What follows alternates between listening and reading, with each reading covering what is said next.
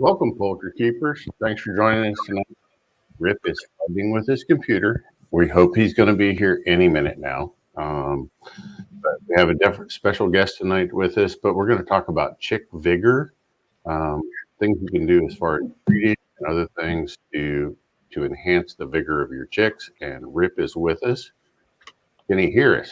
Rip. I can hear you now. Can you hear me? I had to switch to another machine. It's over. I'm stumbling along. I'm sounding like an idiot. The intro's all yours. Well, unfortunately, our guest cannot get in to StreamYard tonight. He and I were both having difficulties. So we don't really have a program set, and I'm kind of grasping at straws here. Karen, you got an idea? Sorry to be the odd man out. Yep. So Dave can sometimes hear us. So if you have questions, we just need to ask him questions and then wait for a delay for him to respond. Nope, there he is. Hey, Dave, can you hear us? I can hear only, it's funny, I can hear you, but like the rest is all broken.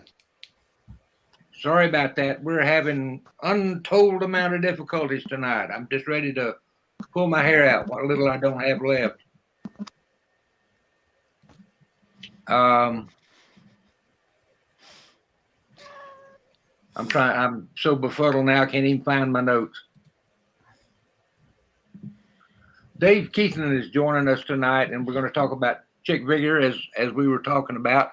We will give it our best shot in spite of technical difficulties, and hope things work out for us. So, Karen, I'm going to turn it over to you, and we just lost Dave.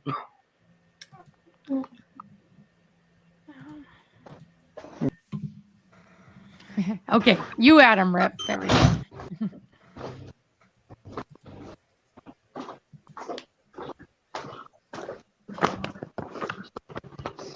Okay, we got you back on, Dave. We're going to go ahead and start the show. So, Karen, you were in charge here with the all the good things. But Dave, let's talk a little bit about what is vigor in poultry. What does that mean to you?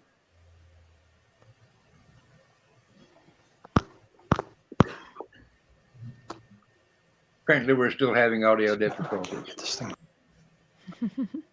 I'm wondering if we just as well scratch this and pick it up again in 2 weeks, because nothing seems to be going well. What do you guys think? I can barely hear you guys. Trying to. All right. Rip, why don't you type to Dave in the private chat? He seems able to see those.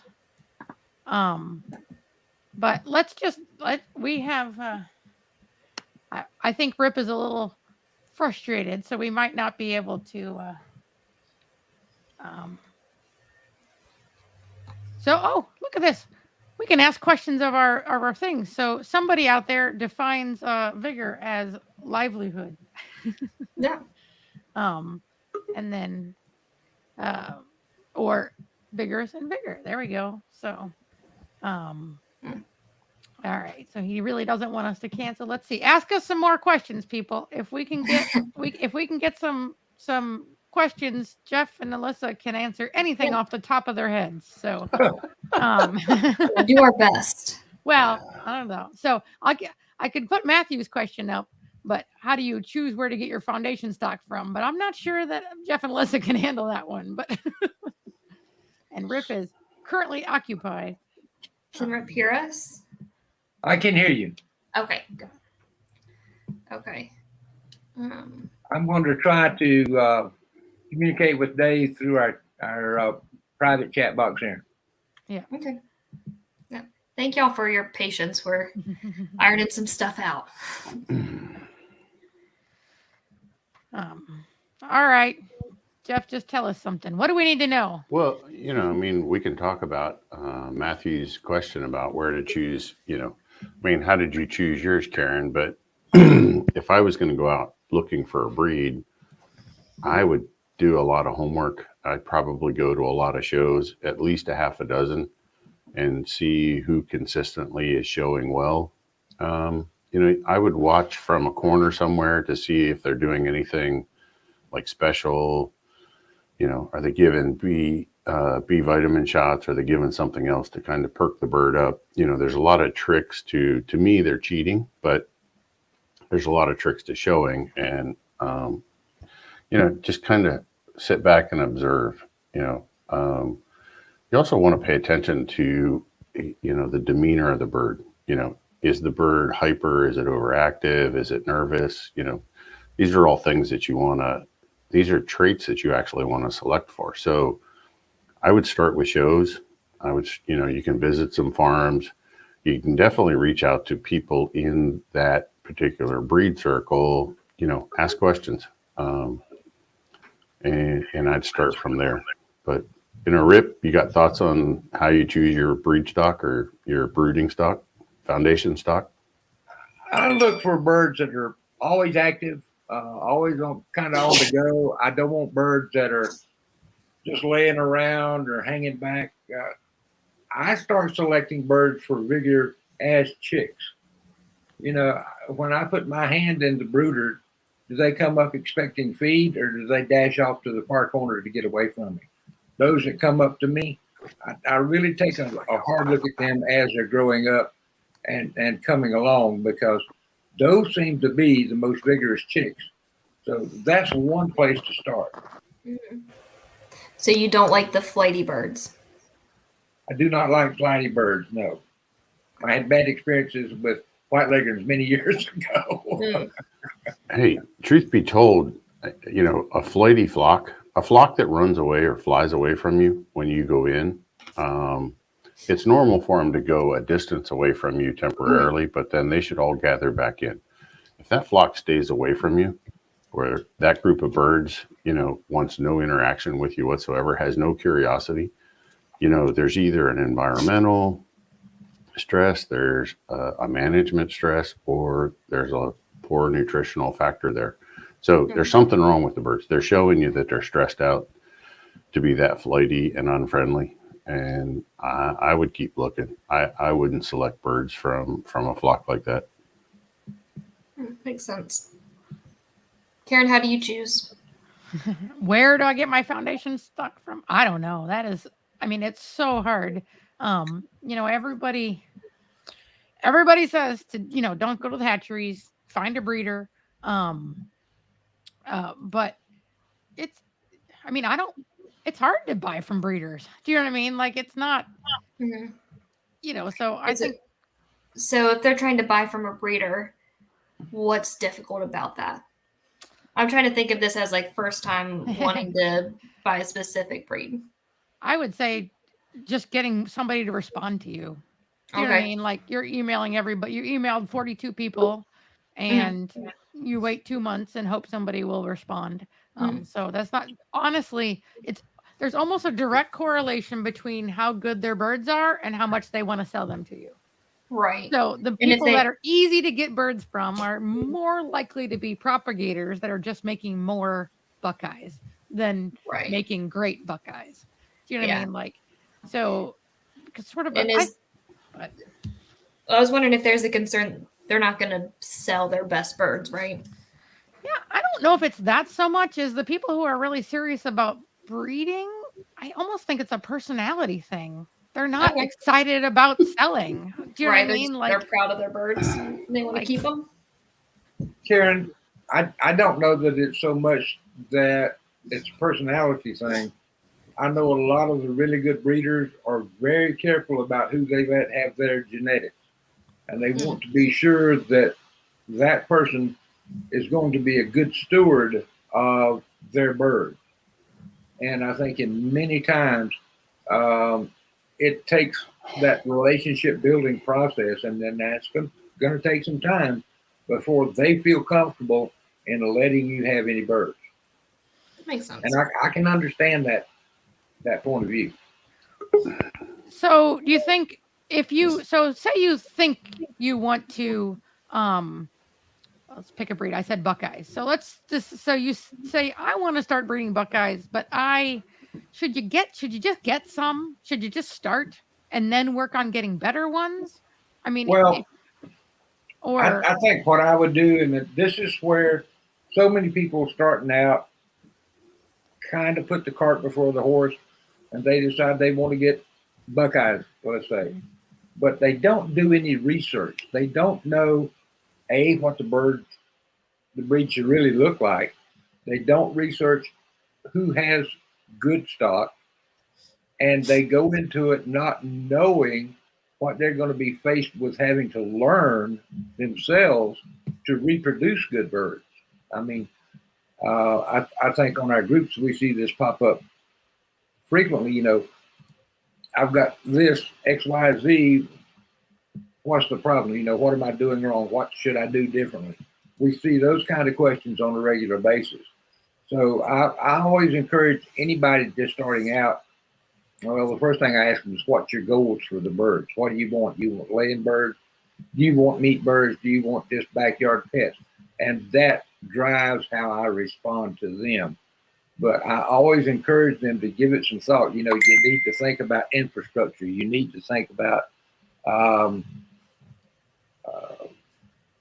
feed.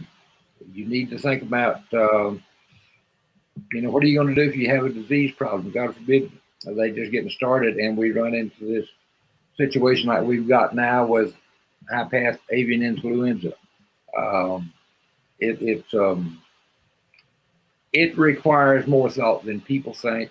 It requires more planning than people think, and it requires more infrastructure than people think. I'm getting on my high horse here, sorry.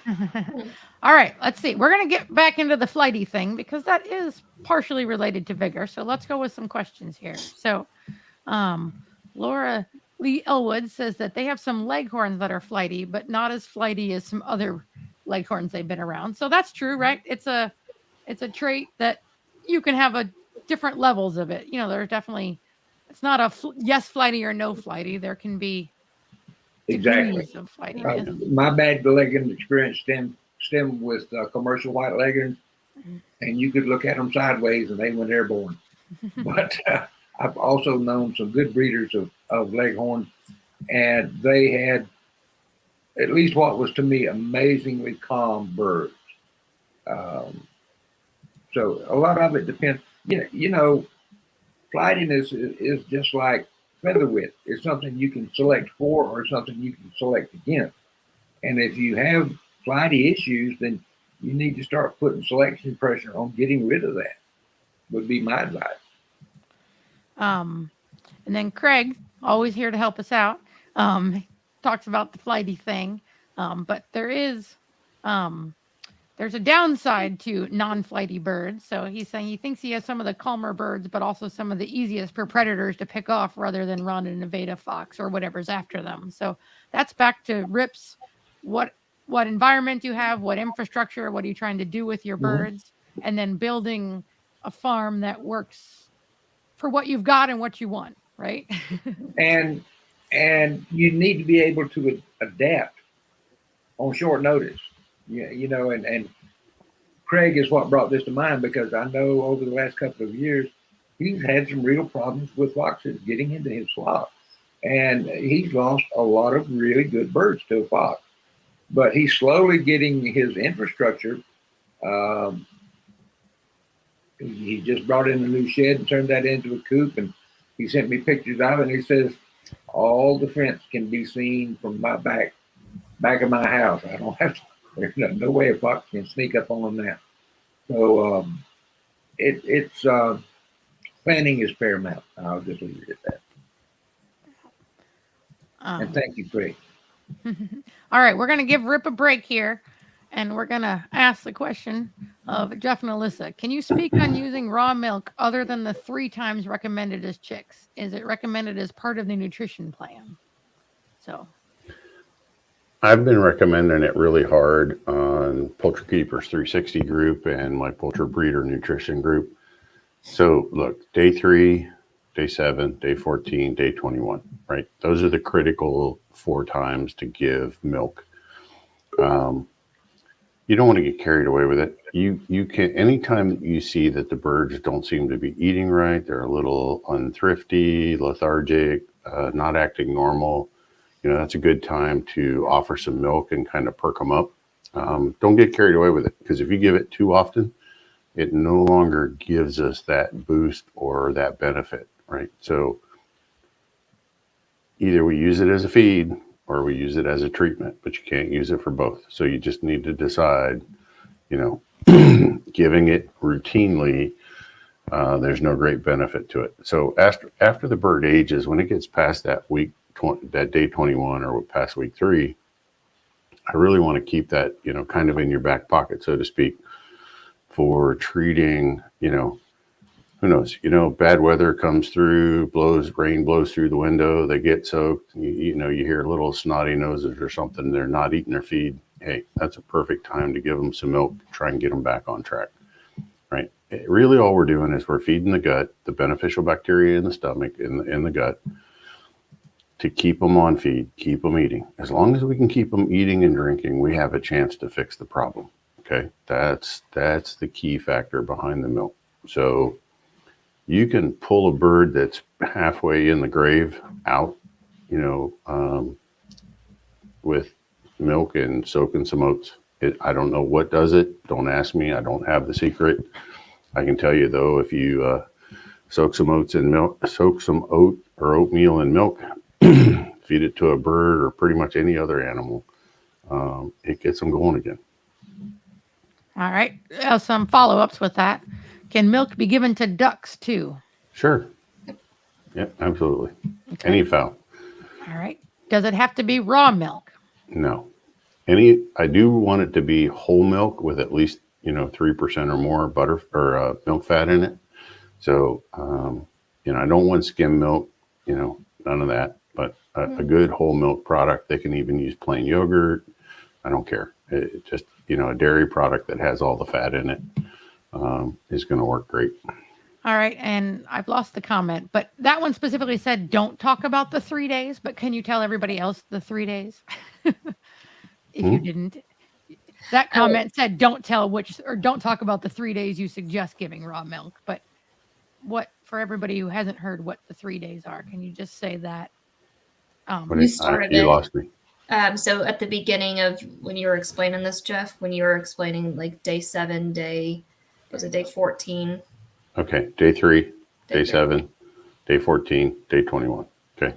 14. So day 3, I want to make, once they found food and water, then I want to get a little bit of milk into them to feed those beneficial bacteria of the digestive tract. And that's really all we're doing at each stage. But day 7, day 14, and day 21 are going to give us a boost in gut bacteria that will help us preclude or fight off coccidiosis and or necrotic enteritis. Okay. So if we feed the beneficials and not the pathogenic bacteria, that going to have a much better chance. All right. So are the 3 days, now 4 days to give milk to chicks? What about turkey poults? Do you recommend giving it to them, and would they be the same days? Yep, same days.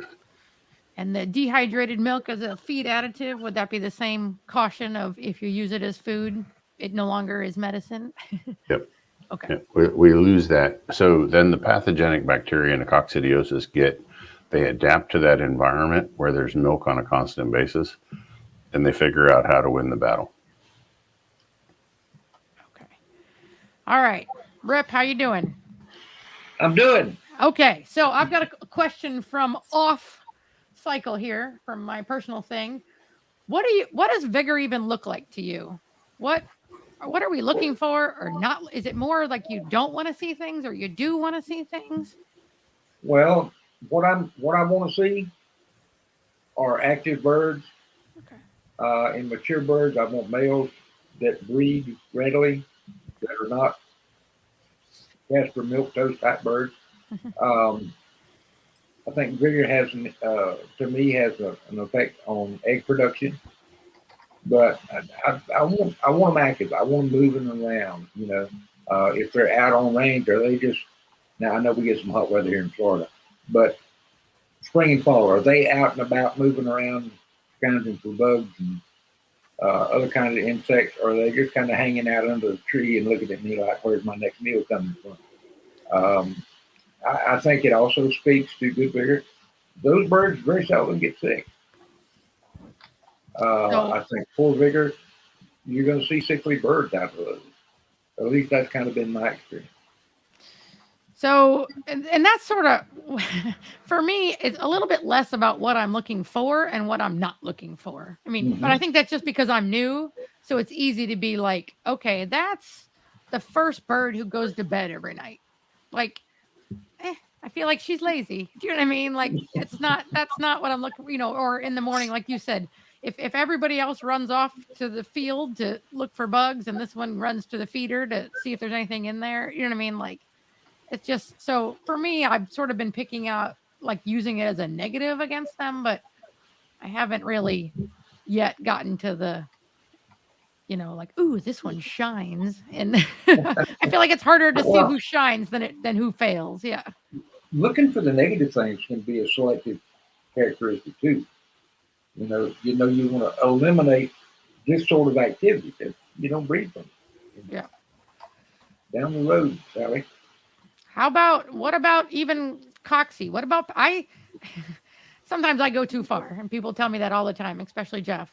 But like, if I get one chick in my brooder with pasty butt, like, I don't call them like not off with their head immediately, but like, I feel like that chick is no longer in contention to be a pasty butt may not be the best example, but if they're too hot, I've seen that cause pasty butt. If they're not getting grit, I've seen that cause pasty butt. Yeah, but what if it's one environmental causes that we have control over that's not related?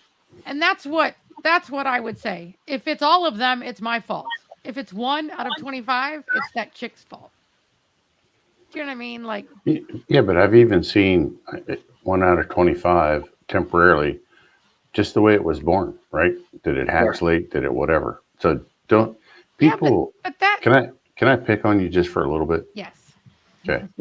This is our constant fight. I am so tired of reading Facebook forums about people who misdiagnose coccidiosis and they run down to the local Tractor Supply and they just about drown the chicks in Corrid, because everything's coccidiosis. Okay. Everything, right? There's just so much hype out there about it. And, give them support. Don't try and kill it. It's the same thing with worms. People think they got to worm their chickens on a routine basis because everybody's got worms. Geez, that's about the biggest pile of horse dung I've ever seen in my life, right? Just take good care of them. Good, clean environment, good management. You really don't have to worry about these things. I've been doing chickens for 26 years now. I've only had to treat 4 cases of actual internal parasites or worms in chickens in 26 years.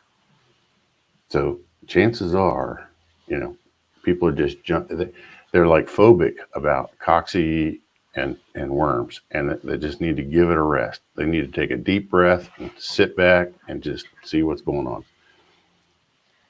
Yeah, I feel Sorry, I get off my soapbox now. I'm just going to add into what Jeff said, but and it took me a while to get to this realization that good nutrition and good management will solve and/or prevent, and usually prevent, a lot of the problems that folks are seeing. They just haven't figured that out yet. Yeah, I feel like Vigor is my excuse for everything. That's why I don't know anything about diseases. That's why I don't know anything about prolapsed hens. That's why I don't know anything about. I'm like, because you know what I mean? Like, I don't have to solve those problems. I just have to say, oh, no, never mind. You're not part of my breeding program. So, I mean, I feel like I don't know half the amount that your average backyard person does about diseases. And that's not a bad approach, Karen. I know a lot of the old-time breeders, if they had a bird that they were thinking about breeding, but if they went back in their records and they saw where that chicken had been sick anytime within the previous 12 months, they didn't breed from it. And they had amazingly sturdy, healthy birds. That's probably the best advice of the night right there, Rip. If that bird has had respiratory or any other illness in the last 12 months, chances are you need to serve it for Sunday dinner, right? Just move on, right? Once it's been severely weakened, the immune system's been severely weakened, the bird and the genetics are never going to be 100%. Okay, especially if it's respiratory. Respiratory diseases cause lung scarring, and anytime that bird's under stress, high humidity, whatever, rainy season, it's just going to come right back out again. The bird's going to always struggle to thrive, and you're not doing it any favors by forcing it along the system.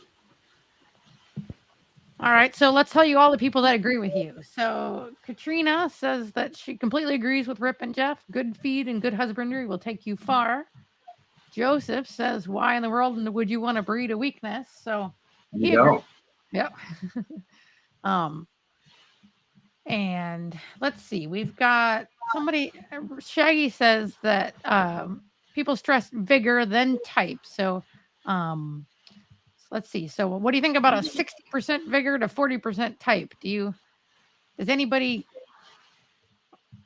I don't know, I can put a percentage on it other than saying that if it doesn't pass the vigor, I'm not sure I even look at the type. You know, I know a lot of, and I keep harping about these old breeders, but damn, they knew a lot that we seem to somewhere along the line have forgotten about or lost that information.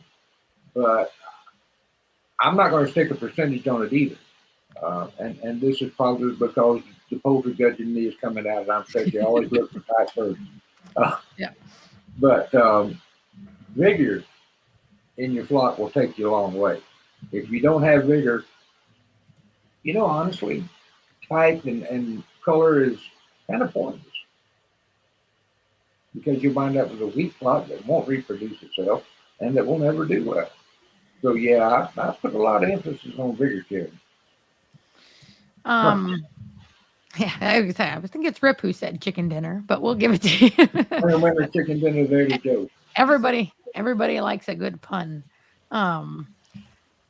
What can you think of any? I'm trying to think of, are there any traits that are actually a vigor related trait that people don't think of that way? I mean, is brightness of eye a vigor trait versus a color trait? You know what I mean? Mm-hmm. You know, one of the things that judges are looked for is condition, and that's actually a part of the score. And so many people think that, you know, the feathers are all nice and clean and prim and proper and in their proper place. True, that's a part of it. But, you know, if I walk up to a bird and she's plopped down in her show coop and I can't get her to stand up and I can't get her to show, and she just kind of sits there and look at me like I have lost my mind, which, you know, that's probably true. But if she just won't show and she's not active enough to at least make an effort, I mark her down on condition, because to me, vigor is part of condition. If they don't have a good bright eye, you know, and the other things that we look for, that's all right. Craig is telling us alertness equals vigor to him. Yep. So I think that's good. I like crazy things like we do. Maybe that's why we like him so much. Like so many of our other folks.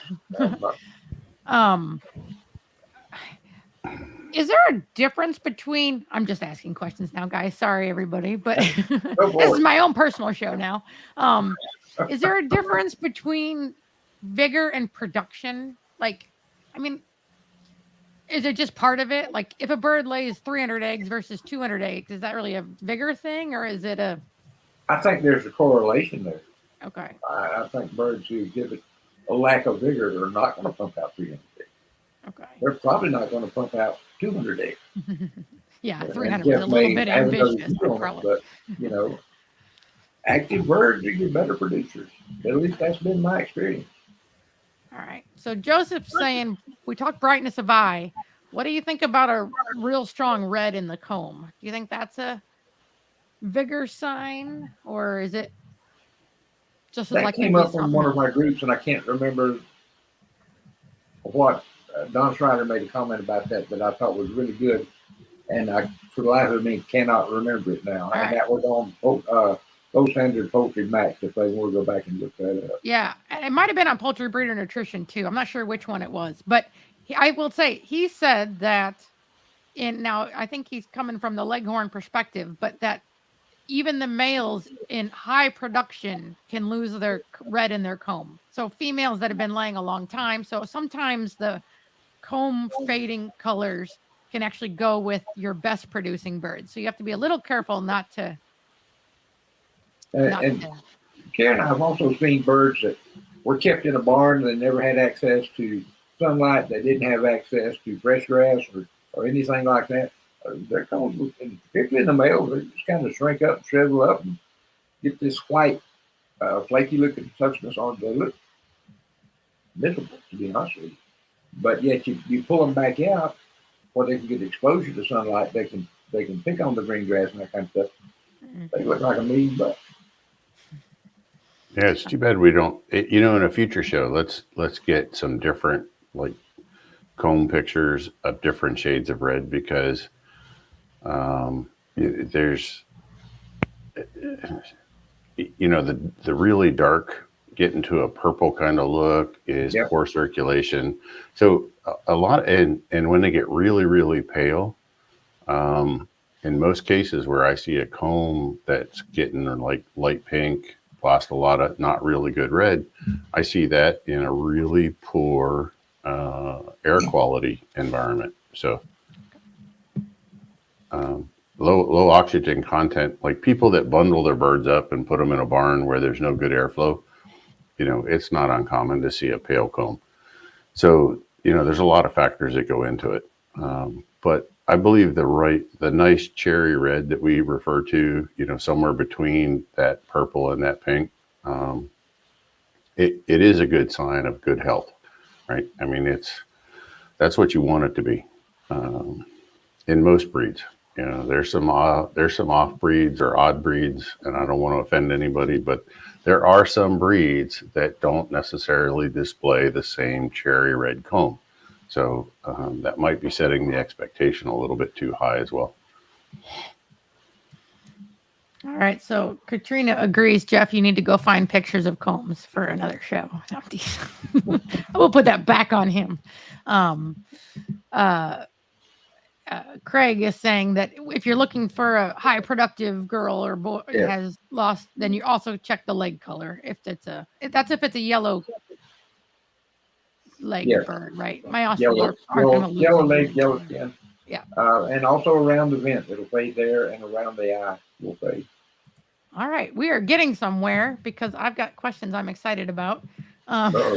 Ooh, I think this one's good. Marie asked, does every chicken at the bottom of the pecking order display poor vigor? Can there be? Jeff, what's your thoughts on that? I've got some, but to me, I've always referred to it as the 10% rule. So of a significant flock size or even a flock of 10, you're going to have 10 at the top that are really dominant, really vigorous. And you're going to have, 1 at the bottom or 10% at the bottom, always lagging, always last, just not the thriftiest bird. And, no matter what species we talk about, because Alyssa and I work in a lot of species, the best breeders that I've ever worked with in my life, at a certain point in every season, and it's usually in the fall before going into winter, they'll sweep off the bottom 15% of their flock or their herd or whatever animal it is, right? They just go through, they figure out the weakest 15% or the ugliest 15%, and they all go, into the freezer for winter meat. And that has, catapulted them to being much better breeders. They just take a hard line, 15% every October. It doesn't matter. And I would subscribe to that theory, Jeff. Most people do not cull nearly heavy enough, in my opinion. They keep too many borderline birds. Your great breeders are doing it. They're culling for any defect or anything. Every day they go out there, they're looking for something wrong, right? And they're not afraid to do that. Now, when bird keepers cross the line from being a breeder to being a pet owner, or they sit that fence in the middle, they have a hard time culling birds, right? They just, they grow feelings for them. It's hard for them to do. And, I get that. But you're taking yourself out of a breeder category and putting yourself into a pet owner category. You did it on your own. I'm just labeling it. So I'm sure somebody didn't want to hear that, but that's the truth of the matter. And Lloyd wants to verify what you're just saying. Is it too mean to cull those on the bottom of the pecking order? So No. I think No, it's that good management. we wholeheartedly agree. Waste of space and food. Hey, you know what? If we weren't taking care of them out in nature, those would be the ones that were caught by the foxes, or those are the ones that wouldn't make it, so nature's going to cull them, and all we're doing is just propagating poor quality. You need to get rid of them. Try it for a couple of years. You'll thank Rip and I for doing it. When you start culling hard, man, your flock just straightens up. Also going to help your feed bill. And right now, feed prices are just pure ugly, and just no way around it. All right. Another Karen question. Hey, Rip, what in the world is that word on the name of our show? Spizzerinctum. Spizzerinctum. Okay. That was a word that my grandmother used to use on a regular basis, and honestly, I didn't think it was a real word. And then, probably about 30, 40 years ago, I was reading a book by Mrs. H.A. Daniels on Rhode Island Red, and she said she liked chicks that had the most spizzerinctum. And I thought, I know that word.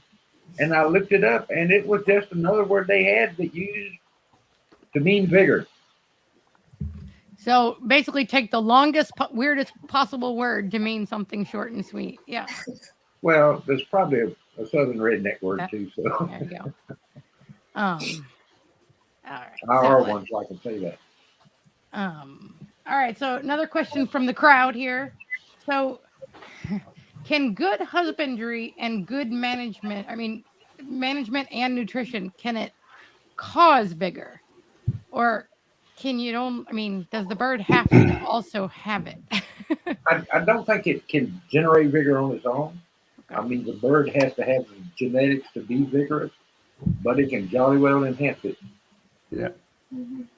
I would say vigor is more genetic, but I would also say that there's a lot of birds being underfed.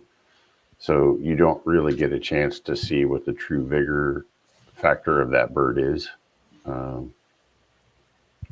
Jeff, I think one thing that you probably agree with, and I've heard you kind of get close to saying it this way, and maybe you have and I just haven't heard it, but good nutrition allows a person to see what the true genetic potential of their birds are. And when they switch over to a good high quality feed, it's a massive eye opener for so many of them. Yeah, no, I've said that multiple times, Rip. Okay. I try and say it gently so as not to, annoy somebody. But yeah, the truth of the matter is, and you've seen it, good feed, it just makes your birds pop and blossom, and you see things that you never thought you were going to see. But it's a tough choice. Really good feed is really expensive. And again, I think there's too many people carrying way too many birds forward. They kind of fall in love with them or whatever. There's an attachment that I can't put my finger on. But man, that feed bill. So people every day, if I don't get at least 5 requests for, how can I save some money on my feed?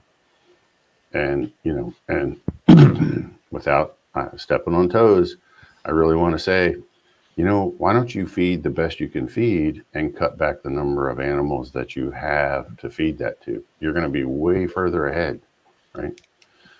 And Jeff, I'm sure you've seen this too, and I've seen it particularly recently with the prices of feed going up, that when people switch from a really good feed to a lesser quality to save money, they begin wondering what's the matter with the bird, because they look much different. They look much different. Yeah. It doesn't take long to see the difference either. Usually within a month and a half, you're going to lose a lot of attributes, cosmetic attributes for sure. And if you keep going, you're going to see physical and type differences in those birds. They're going to carry their weight differently for one thing. When you start feeding lower quality feed that's full of byproducts and garbage, sorry for that term, but they're going to actually put on more abdomen fat. They're going to carry fat in strange places. You're going to start losing, feather shine. Then you're going to start adding this and that. Karen and I were talking before the show. It's kind of frustrating when people want to feed the cheapest feed they can get at Tractor Supply or close to it, but then they want to add all these additives to it, right? And to make up for what's not in the feed to begin with. If they added all those additives up with the cost of the feed and assigned any value for their time, they could have afforded the top quality feed anyway. I love this comment, Sharon. Karen just put I'm still thinking of Candace or whatever her name was. She was trying to get me. Simone, that's who it was. I took a very small batch of 6 birds and split them into 2 groups. I feed half with Trail supplement added and half without. The difference between the 2 groups in just 6 weeks is astounding. And that's I saw the same thing when I put some of my barred rocks on it. Man, it made a difference in a hurry. All right, I'm gonna get back to some because there 2 questions I think are slightly related. Can there be such thing as too much vigor?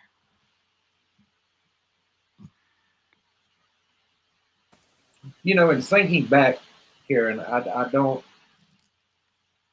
ever remember any of my mentors say that bird is too vigorous. I've heard them say a lot, that bird is leaving because they have no vigor. So okay. I'm going to say no. Probably not. Is there any chance? And now this is coming from the dog side, so feel free to tell me to just be quiet. But in dogs, arousal can easily become aggression. Is there any chance that super vigorous dogs, or birds, actually are the ones that can become more flighty or can become more aggressive? Like, is there any chance they're sort of related, or is it? Interesting. Yep. You got any thoughts on that? I would tend to think that yes. An extremely high vigor is going to lend to a higher protective nature, particularly in, cockerels, roosters. I've seen that personally. Like we've had some roosters around our place, and they're looking at you like, extremely vigorous birds, right? I'm really proud of them. They look great. Had great, conformation and type and the whole bit, but also they were the first ones to want to fly up and try and flog my daughter. So in my house, that's a death sentence. So lead poisoning soon followed, and but yeah, I don't want to say it is connected, but I'm with you, Karen. I think there's got to be, you're right on that verge of vigor and aggression being connected. And let me just go back to dogs for a minute. Sometimes the overactivity of a dog is actually a sign of immaturity and insecurity. So, I can see flightiness being related to insecurity in the chickens as well. So I'm just, but any, would you ever cull a male who overmates? Rip. Yeah, I'm sorry. I can hear you, but I have totally lost my screen here. Oh, okay. Well, you still look good. So you did a good job of keeping a smile on your face while you're confused. Yeah.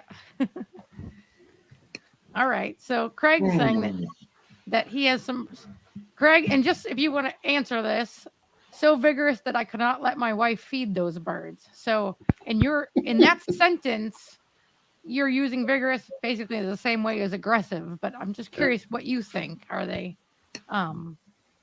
okay. So, he's going to come back in. All right. So Katrina says that we're going to just talk anything Don says. We're just going to re-quote it incorrectly on here. I was I didn't know overmating was a thing. I personally, I don't know that I would get rid of a male that, mated that aggressively or, with that kind of vigor. But, to each their own. I mean, if you want to get that genetic out of your flock, that's fine. I see way too much of the other side where the males really aren't interested. They just walk around, look for food and goof off. And, undermating is more of a problem than overmating that I see, particularly in the large fowl. Well, there is a practical aspect of it, right? If you have a bird that literally just, I mean, he's mating, he's got his one hen, two hen, whatever, but he's just doing it constantly, the girls are going to get tore up. So you either need to separate him. So, I mean, if you're not prepared to, do you know what I mean? Like, and there can be overreactions, right? Like just. I would separate them. If you've witnessed him after a couple of days and he's got everybody mated, pull him out, give him a break, put him in another pen, something like that. Yeah. But to me, that's more of an attribute than a culling point. Well, and I'm always talking about breeders have so many choices that you don't think they have. Do you know what I mean? Like there's a standard, but there's also what do you want to live with? Like what do you know what I mean? Like for me, right. Talk a little bit about vigor, the over vigor. Like when I first started, I didn't want birds that were leaping the fence and leaving all the time. Like, so I mean, in a way, I was sort of selecting for slightly less vigor because I like the ones that were happy and content and stayed within their giant poultry space and didn't have to go flying over the fence. So I don't know. I mean, but that was my choice. Maybe it was a poor choice. So, but you know what I mean? Like there's a lot of things that, all right, Rip, you're back. I'm back. I got everything rebooted and restarted. And okay. So excellent. Craig's saying if they have over vigorous maters that they trim the nails on the boys, and you might need to protect your girls one way or the other. I agree with that. And I know there are certain breeds. I know somebody who just based on their breed knows that at the end of the breeding season, their males are going to come out. It's just not worth trying to keep them with the girls year round. Okay. So this bird was, I cannot say that. Hedemora? Hedemora. I'm not at all familiar with that breed. Yeah, but that over vigorous, but he's the only one who didn't get frostbite. So moving around a bunch. Healthy birds. That's a good sign to me. Yeah. All right.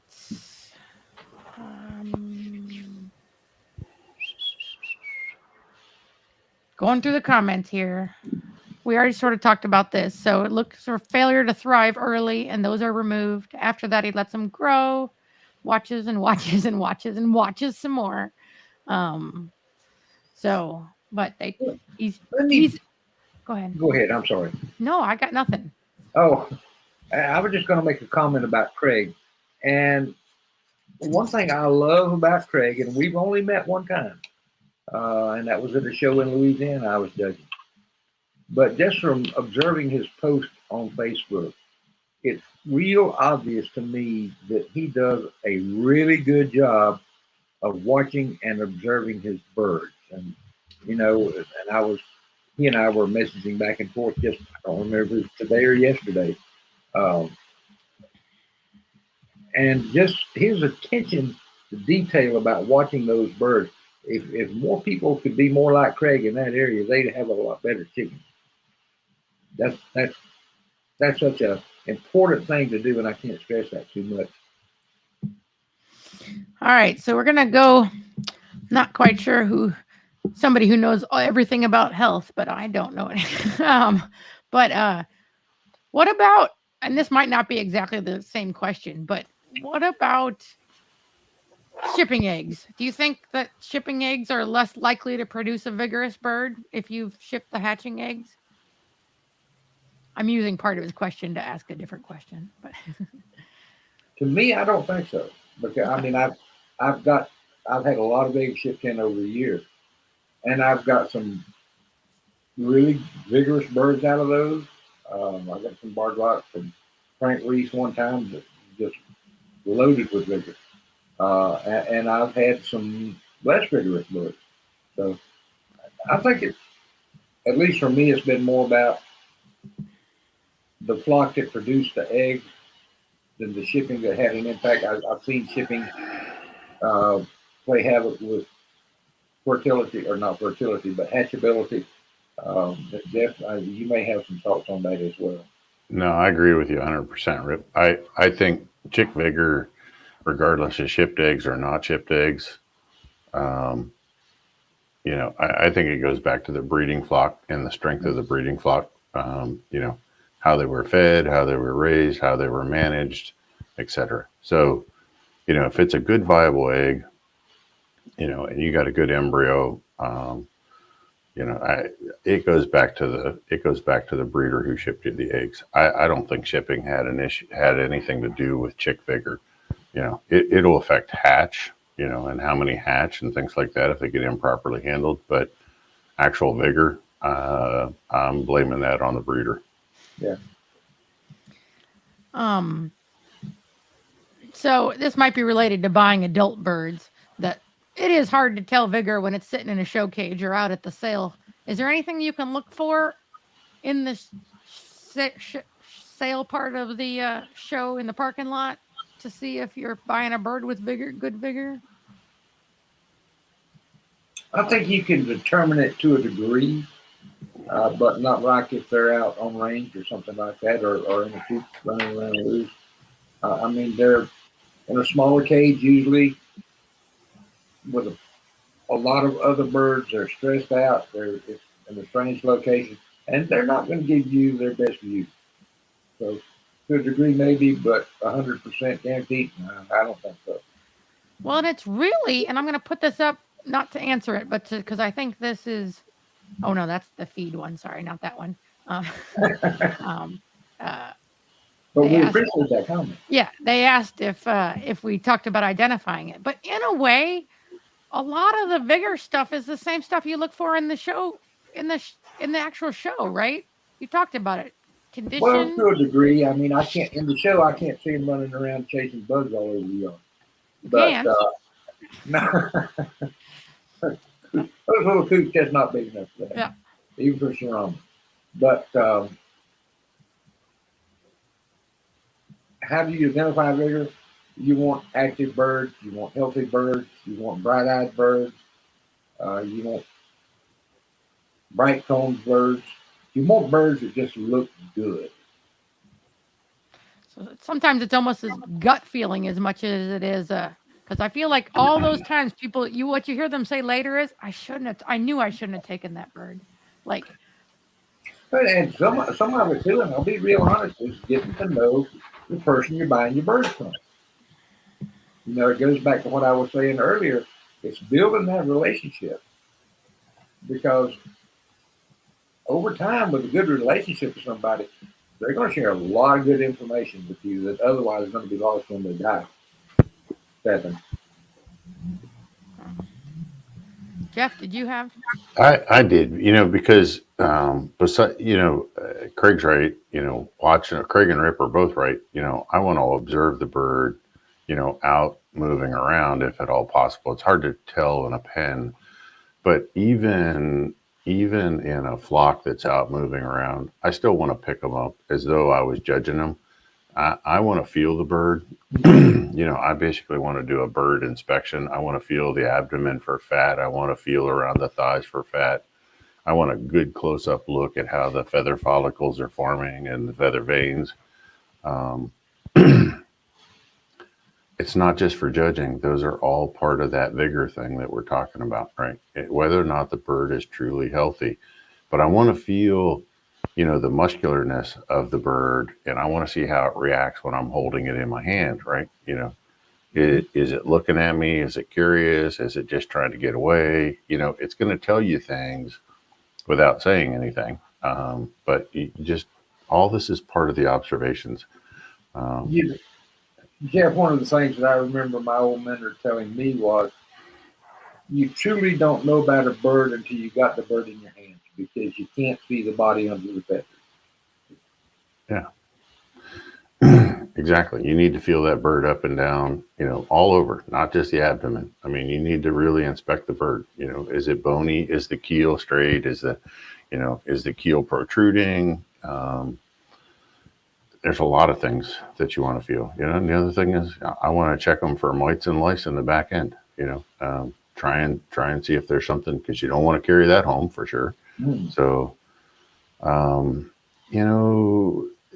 there's an old belief that parasites go to birds that are not truly healthy, like the body puts off some sort of a scent or a pheromone or like a signal. You'll always see the heaviest external parasites on the least healthy birds, right? So just something to think about, when you're selecting birds. Jeff, I got a question on that. Okay. Is that why when I'm judging, if I come across a bird with parasites and I walk away and do 3 or 4 more birds, I'll figure out that all the parasites are now on me because I can feel them crawling on my neck and on my I don't know, Rip. I can't say that. I don't know the status of your health, but that could be a thing. So, but yeah, no matter what animal, whatever herd, flock, whatever I'm working on, I will always see the largest amount of, flies or parasites on the least healthy animal. And I've seen that for years. So that explains a lot. I always thought it was micronumbers. No. I'm missing it. Ingrid had a really good point back here. That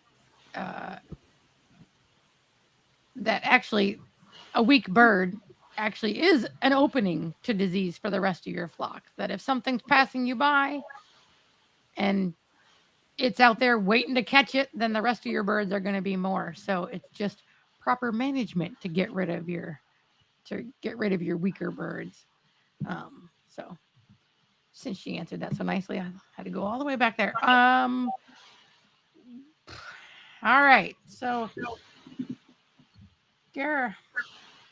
Caroline says she doesn't pick up her breeding birds enough. Same with the chicks. I don't know if she's saying because she doesn't want to stress them, or is there any worry about stressing them if you're handling them too much?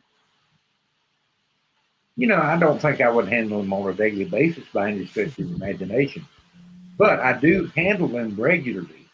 I won't even say it's weekly, but part of that I do because, if I'm going to show a bird and they're not used to being handled, they're going to be flapping in the judge's face and scratching and carrying on like wild Indians, and that's not what you want in a bird. You want the birds to be comfortable being held.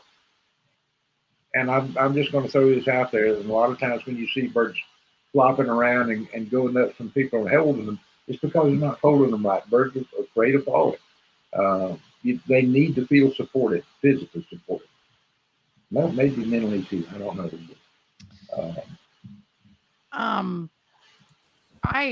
There's a question we actually haven't talked about yet, and it has not come through on the live. But what about fertility? Is fertility part of vigor? I mean, if you have a bird with low fertility, is that something you're like trying to fix, or do you just say, look, here's an excuse to get rid of this boy because he only came out with 30% fertile, I will say I monitor fertility in both my males and my females. And if I spot birds that are producing low fertility, I cull them. I can't honestly sit here and tell you that it was because I was looking for vigor or I was looking for maybe a genetic root cause to that. But I can tell you if they're not able to reproduce themselves, I don't need the bird. That's bottom line.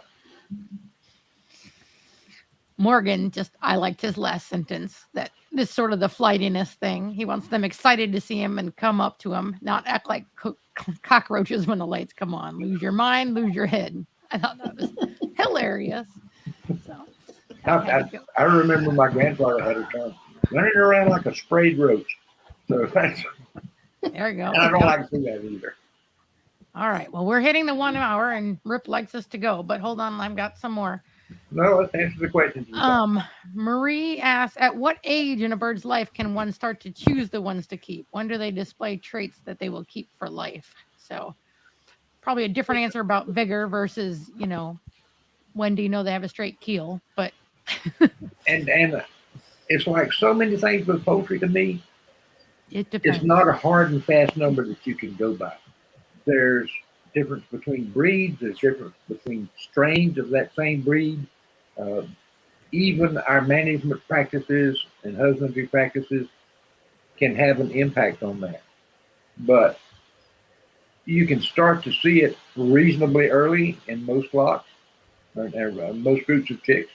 But it's something that you have to train your eye to watch for. And again, I think Vigor is the easiest thing to call for and the fastest thing. That last bird out of the hatcher probably isn't going to be your breeder. You know what I mean? You can start that one as it's hatching. If everybody else hatched 3 hours earlier, maybe if it didn't go in later. But Hey, great breeders are actually culling from day one. So Yeah. if a chick comes out deformed, it's gone. And like I said, they're looking every day. A lot of the health issues are going to show up between day 10 and day 14 if it's got some underlying issue. Like Merrick's will start showing up early sometimes, all kinds of stuff. So, yeah, you're just going to be, you're going to be constantly culling. But I think most breeders that I've talked to, somewhere between 12 and 16 weeks, are making that hard. They're making that hard call as far as who's going to be breeders and who they're going to be selling as yard birds. So, I mean, when do you do yours, Karen? Somewhere between that 12 to 16 weeks, usually, right? Nah, I'm No? way later. I sort of practice what you said. The whole time they're growing out, they're getting bands that tell me I don't want this bird. So, their birds accumulate in the cull on paper. But with my Rhode Island Reds, you're not looking at a fully mature male till at least 22, 24 weeks. So I'm waiting longer. for them to show. Yeah. Yeah, mine were 11 months before Yeah, they were well, mature enough to cull. yeah, but did you keep? I'm asking this for the world and me. Did you keep every single male till 11 months, or did you No. at some point pick the best If to there move was an forward? obvious reason to cull a bird, Yeah. it hatched cross beak, splayed legs, twisted toes. Now I culled them. Yeah. And then as the birds would grow, I would look for other things. Are they like slower than molasses to mature, which reds are pretty darn close, but if this bird was obviously behind the others, I culled them. We've always got the Jersey Giant people to look at and be like, haha, yours take longer. And Brahmas. There you go. All right, so we're gonna do a feather question, and then we have a general feed questions that we're gonna get to fairly quickly. But all right, so the purple sheen on black feathers, genetic, nutrition, both. Yes. Look, a concrete answer from Rip. Yeah, I actually just looked this up for Rebecca Lynch the other day, and there's some really good data on this. It's actually the largest portion of it is genetic, but it also ties back to amino acids. Getting the right amino acid balances, because they're what's converting to create that sheen. Particularly in the blackbirds, but the largest portion of it is truly genetic.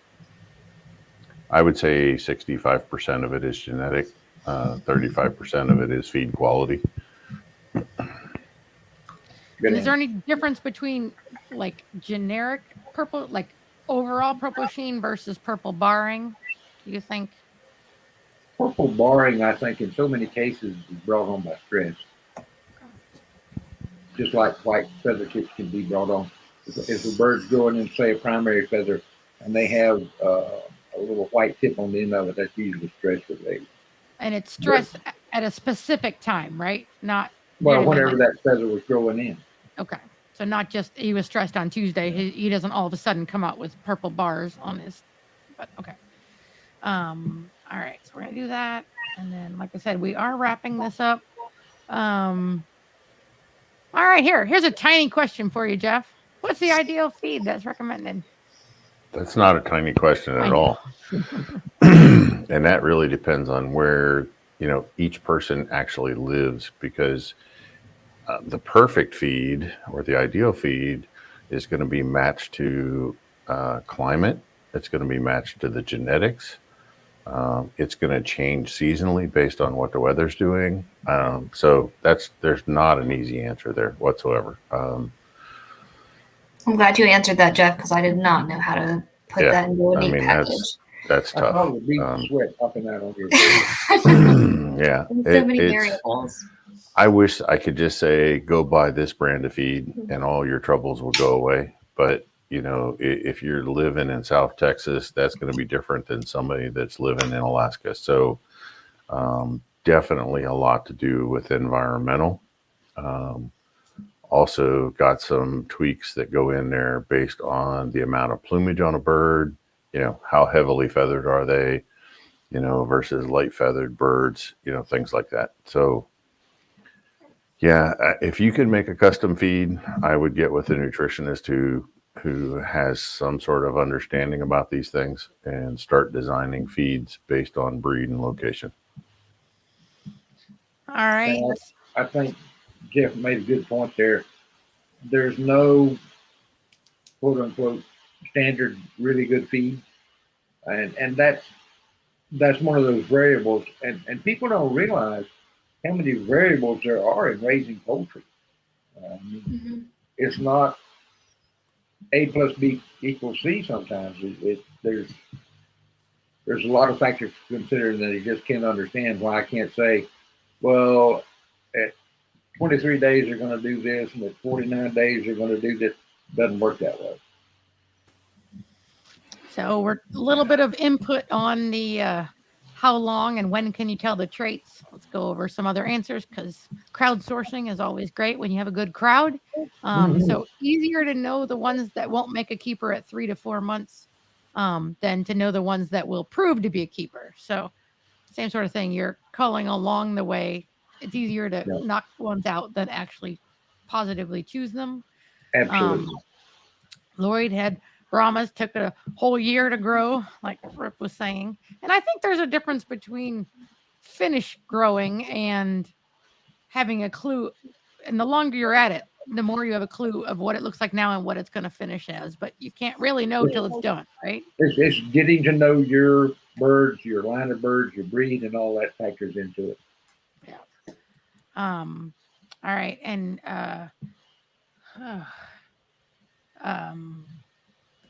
that one's too long, but people want to talk more about the purple. So hold on. So Craig, I believe he screamed genetics at us, and I believe that happened when we were asking if the purple was genetic or feed based.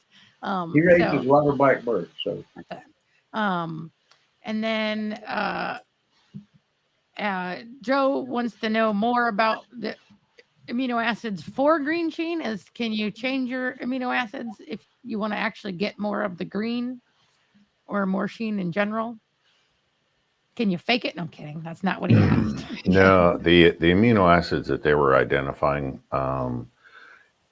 actually were in the body and secreted by the liver, and they have to. So, other than being extremely healthy, you're not going to make a huge change in that sheen. That's where, Craig's right. It's genetic, right? So if the bird can't create these enzymes and to turn them into amino acids to make that feather, there's nothing I can add to the feed, and there's, to make, wait a minute. I got to be careful. You want a really good feed, bottom line. I mean, it's got to be spot on. And that's going to support that enzyme production, that's going to give more of the sheen, right? So it's basically keeping the bird as healthy as possible. But it's not like I can add a little methionine or lysine or something else to that feed and make a direct impact on that sheen color to those black feathers. You don't have any magic powder that can change like you can the yolk color? Yeah. Nope, not at all. And, All right, and folks so- have been looking for that for years, and they've never found it yet. So if you are crazy, and I believe you name checked Rebecca, so I believe this is probably her, and you want the purple sheen, do if it's genetic, you should be able to select for it then, right? Like That makes sense. Yep. Just keep working on the birds with the most amount of sheen and keep refining that line. And that's really it. I mean, again, feed them really well, but just keep How them much going. does fat? How much fat does fat play into Sheen? Nothing that we can prove, but the liver doesn't function well unless the fat levels are correct. So, on poultry, they actually function the best at 6 or 7 on fat total. The fat in their diet being somewhere around a total of between 6 and 7. Some birds will do well above that. So it's a little bit of a genetic variance. Okay. But the liver will take in the liver is going to take in the fats and separate it out and redeposit it in the body as cholesterol, good, bad, and otherwise, right? So it's got to have the fat, and having better fats is going to make a difference, as far as how that cholesterol gets distributed. Now, I'm going to throw in a comment here on the purple sheen too, and I don't know what kind of breed they're raising, but the standard of perfection describes or provides that green sheen is preferred. And if you're in a show and you got a bird that has purple sheen, that's going to cost you points, and you're not going to place as well as a bird that has green sheen. That's what I keep telling Rebecca. She sends me, I'm going to just call you out on this, Rebecca. She sends me all these pictures of, look at how pretty. And I'm like, yeah, my brain just goes, ew, I don't want purple. I don't want purple. So it's hard for me to find it beautiful, even though everybody else in the world goes. See, and being a poultry judge, that I would probably have the same response. Yeah. But it's not like it's unattractive. Everybody loves purple. It's one of my favorite colors. Right. So And it's now, just- in all fairness, she's working on her own breed and her own line. Oh, okay. So it can be whatever she wants it to be, right? Agreed. So I didn't know that, Rebecca. I apologize. Carry on. All right. I think we're going to wrap this up. One more question, because I think we missed this point when we talked about vigor. Molting. Yeah. We didn't touch on it, but tell us about what you're looking for in a molt that tells you the bird's vigorous. To me, how fast do they go through the molt? Right. The sooner they molt, the sooner they're laying again. The longer the molt, the longer it takes them to molt and regrow those feathers, the longer it's going to take them to get into production. So, a vigorous bird is usually, as far as I can been able to determine, is going to be a fast molting bird. Is there any bit, because I'm sort of looking not just for the speed of the molt, but the later they do it in the year. Do you feel better what about a bird that molts super quickly in September and you have a bird that molts super quickly in November? Would you have a preference? November. Okay. Because she's in production already. Later that's what. The only thing that I want to tag on to what Rip said is, and this is only my personal experience, okay? I have no documentation to prove this, but the more prolific of a layer, the more eggs she laid, she may need longer time in the molt. So, like, I've seen hens that, and if you got 50 eggs out of her, you were lucky. She goes through the molt really quick, really easy, no hassles whatsoever. I've seen other layers who've laid 300 eggs, and she needs, more like 6 weeks to get through that molt, 6 to 8 weeks to get through that molt, because she's got a lot more body repair to do than, the hen who only laid 50. So I like to see how they come through the molt, see how the pelvic bones are placed, and judge them on that second cycle. If you kept them for the first cycle and they made it through the molt, then, see how many eggs you get out of them. If you're looking for egg layers, then I think you're going to get more eggs out of that heavy layer, total for setting. setting and hatching. All right, I think we're gonna call it a day. I'm sorry, Rip, about all your computer troubles in the beginning, and Dave, Well, I am it's just life. super I'm just sorry gonna we couldn't. take them out back and bury them all. So, but all right. Whoa, what are we doing next time, Rip? Well, I don't know. What are we doing? You We're know, over the months, I have gotten, I don't know, but a lot of requests about, is there a tool that you can use or you know of that will help me decide which birds to keep? Well, the answer was always no. But I kept mulling it over in my brain and came up with an idea for a spreadsheet and bounced it off of Karen here, who's our resident spreadsheet queen. And we have devised a spreadsheet that, if all goes as planned, and it looks like it will tell you the better quality birds in your flock. And it takes into account things like the rate of growth, eggs at first, age at first egg, age at market weight, all kinds of factors.